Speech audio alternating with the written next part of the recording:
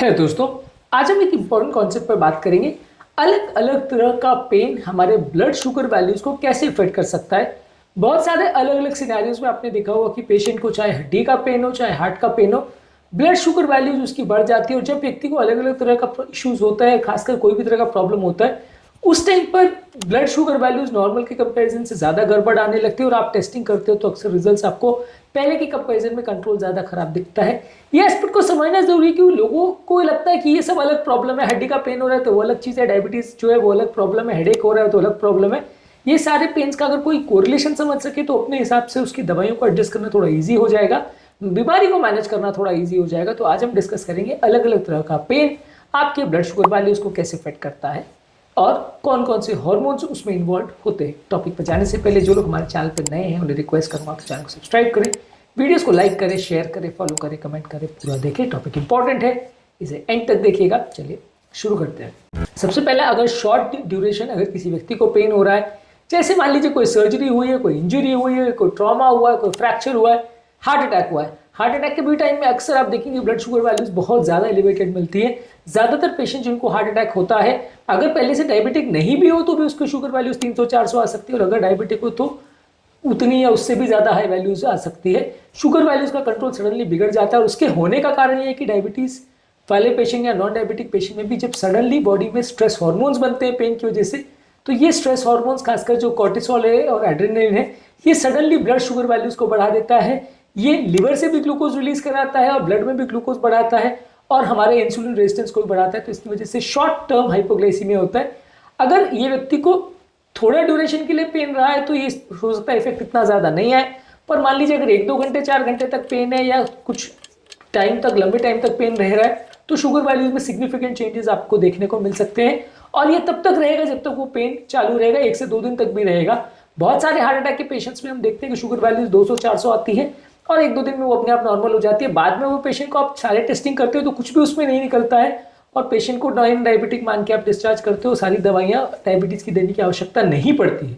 तो ये सारे पेशेंट्स को सिर्फ स्ट्रेस रिलेटेड शुगर वैल्यूज बढ़ता है और कई बार इतना भी बढ़ सकता है कि पेशेंट कीटो एसिडोसिस में चला जाए या ना शुगर इतनी हाई लेवल पर पहुंच जाए कि शुगर टॉक्सिसिटी हो जाए पेशेंट को।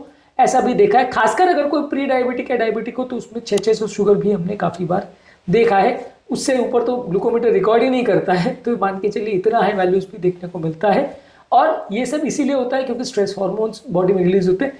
बॉडी का इंटरनल कंट्रोल सिस्टम कैसा है और कितना स्ट्रेस हार्मोन्स बन रहे हैं, इस बात पर ये डिपेंड करेगा।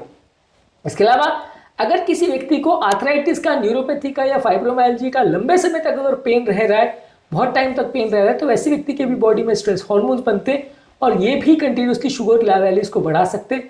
ज्यादा लंबे समय तक स्ट्रेस होने की वजह से भी आपका ओवरऑल जो है शुगर वैल्यूज बढ़ता है। इससे आपका इंसुलिन रेजिस्टेंस गड़बड़ाता है, आपका एक्सरसाइज रूटीन कॉम्प्रोमाइज हो जाता है, वजन ज्यादा बढ़ने लगता है।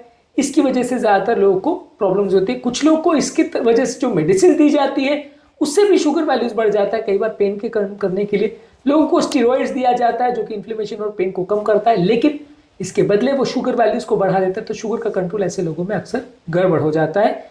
इसके अलावा कुछ मेडिसिन जैसे ओपियोइड्स दिए जाते हैं, वो भी पेन को कम करने के लिए दिए जाते हैं, जो कि हमारे ईटिंग पैटर्न को चेंज करता है, हमारे पेट की जो मूवमेंट है या फूड की मूवमेंट है, गट मोटिलिटी जिसे बोलते हैं, उसको चेंज कर सकता है, जिसकी वजह से भी ब्लड शुगर वैल्यूज में सिग्निफिकेंट चेंजेस देखने को मिल सकते हैं।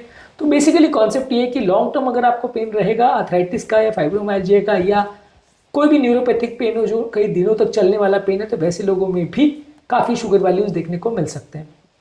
इसके अलावा अगर किसी व्यक्ति को बॉडी में इन्फ्लेमेशन या सूजन है, जैसे कि रूमेटॉइड आर्थराइटिस, गाउट का या लूपस का पेशेंट है, तो वैसे लोगों को भी क्रॉनिक स्ट्रेस की वजह से भी ब्लड शुगर वैल्यूज देखने को मिल सकती है, हाई शुगर वैल्यूज देखने को मिल सकती है। इन्फ्लेमेटरी मार्कर्स जो इन्फ्लेमेशन के रिस्पॉन्स में बनते हैं उन्हें साइटोकाइंस बोलते हैं। ये बॉडी के इंसुलिन के रिस्पॉन्स सिस्टम को या इंसुलिन रेजिस्टेंस को गड़बड़ा देते हैं, जिसकी वजह से बॉडी इंसुलिन प्रॉपर यूटिलाइज नहीं कर पाती और ब्लड शुगर वैल्यूज बढ़ जाती है। इस तरह के इन्फ्लेमेशन वाले पेशेंट्स में अक्सर ब्लड शुगर वैल्यूज को मेंटेन करना मुश्किल रहता है। इस तरह के पेशेंट्स में काफी बार जब इन्फ्लेमेशन कम होता है तो अपने आप शुगर वैल्यूज चेंज हो जाते हैं। अगर स्टीरॉइड्स की दवा या इस तरह की मेडिसिन का इफेक्ट हम नहीं भी काउंट करें तो भी काफी इन्फ्लेमेशन वाले पेशेंट में शुगर वैल्यूज चेंज हो जाती हैं। और जैसे जैसे इन्फ्लेमेशन को कंट्रोल किया जाता है, चाहे दवाइयों द्वारा या किसी और तरीके द्वारा, शुगर वैल्यूज अपने आप नॉर्मल हो सकती है।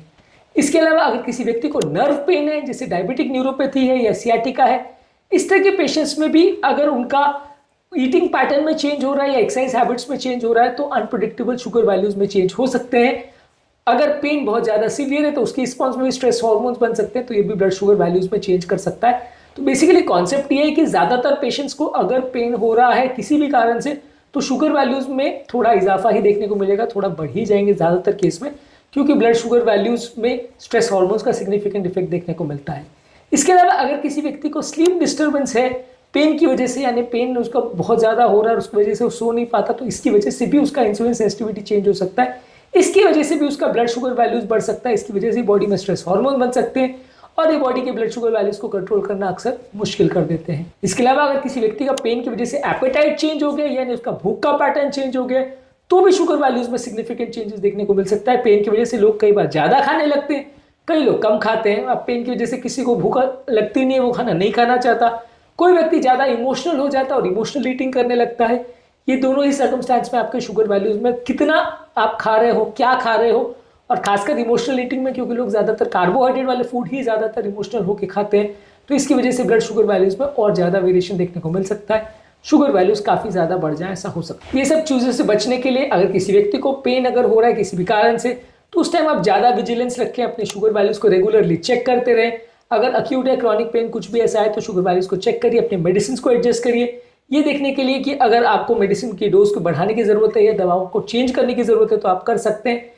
रेगुलर बेसिस पे एक्सरसाइज करिए, यदि आपका ओवरऑल पेन हो भी रहा है तो भी कोशिश करिए कि जो भी तरह की एक्सरसाइज आप कर सके वो करिए। अगर आप एक्सरसाइज नहीं करते हैं तो भी आपकी ब्लड शुगर वैल्यू सिग्निफिकेंटली बढ़ सकती है।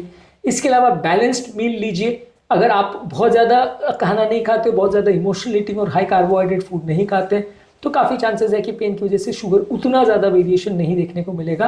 अगर आप इस बात का ध्यान नहीं रखते हैं और पेन के रिस्पॉन्स में आप ज़्यादा खाने लगते हैं या कम खाने लगते हैं तो शुगर में सिग्निफिकेंट चेंजेस देखने को मिल सकता है। तो एक बैलेंस्ड आहार रखिए जो आप नॉर्मली खाते हैं और पेन का आपके डाइट पर उतना ज़्यादा ना इफेक्ट पड़े तो ही अच्छा है।